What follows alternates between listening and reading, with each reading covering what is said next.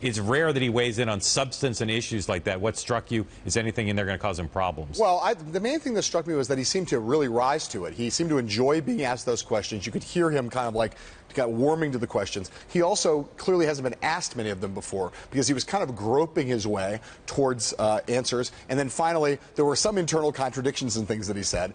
Some acknowledged, like on Volcker, very famous for high interest rates, while Trump likes low interest rates. So, it's really fascinating. Some of them populist anti-establishment that will help him. And I want to ask Ann about this. Do you think as he starts to take positions on issues of this kind, that will hurt his support or help his support, given what we know about his supporters?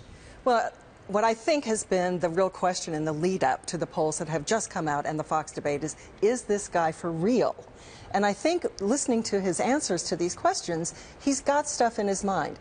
It's not, maybe these were the first times he's been asked these questions, but he's got substance right there. You can think of other candidates who would fumble and really not have an answer or just pause for a very long time. When asked about a Fed chairman, for example, they'd need to prep for it. And he's got so much that's been going on for so long that he's ready and he's not shy. The senior aides to the other Republicans have gone from saying, oh, Trump's a fad, to being kind of in denial. Now they're all kind of like in Bush casting the Sundance Kid. Who is this guy? Like, he keeps coming at him.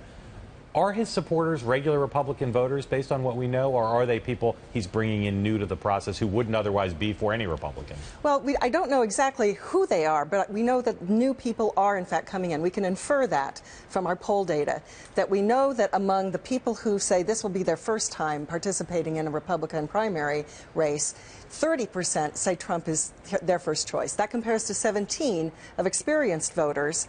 So if his average is 21, that he's really being weighted by those new people, say it would be their first time. And you reside in the great state of Iowa, a state that prides itself on being really up to speed and on presidential politics. People in New Hampshire feel the same way. Yes, they do. I'm curious about whether, in the numbers, whether we see a difference in terms of the support of these various Republicans between early states and the rest of the country. It's one of the questions I had when Fox first announced that they were going to use a national poll to decide in the very first debate, which is the action is in the early states. So would there be a difference between Iowa, New Hampshire, South Carolina, Nevada, the Super Tuesday states? Well, we've seen a lot of the candidates. Seen a lot of the candidates. You might think that there would be an opportunity. We actually saw, and I think it's interesting, no real difference, no meaningful difference. So the argument that this is rewarding people with national profile name recognition, it basically turns out not to be true. The top 10 nationally are roughly the same as the top 10 in the early states. Exactly. Yeah. Last question, because we got to go. We asked a question in our poll about what voters want in the debate. They want people to make nice to not hurt the eventual nominee, or do they want more interaction? What did we find? Well, more said that they want them to make nice. A lot more. A lot more. Then said that they want them to engage. I think the trick will be for the candidates to execute on that, because if you make nice, how do you stand out?